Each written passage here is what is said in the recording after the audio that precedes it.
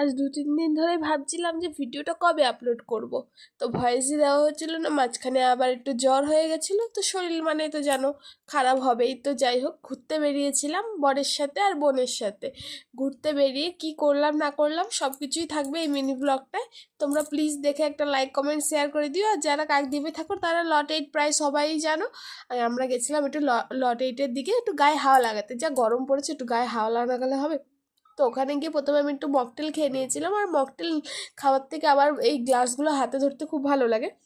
আর আমার বর খেয়ে নিচ্ছিল ভুট্টা। এত গরমে এখানকার যে হাওয়াটা এত শান্তি দিচ্ছিল, যেন মন প্রাণ সব ঠিকঠাক, মানে খুব শান্ত হয়ে গেছিলো, মাইন্ড পুরো রিল্যাক্স হয়ে গেছিলো।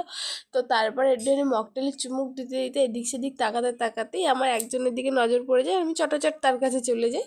তো কার দিকে নজর পড়ে এসে আশা করি তোমরা বুঝতেই পেরেছো। তো আগের ভিডিও তোকে দেখিয়েছি, ওর নাম শ্রীনিকা, এই হচ্ছে ওর বাবা আর মা। তো ওদের সাথে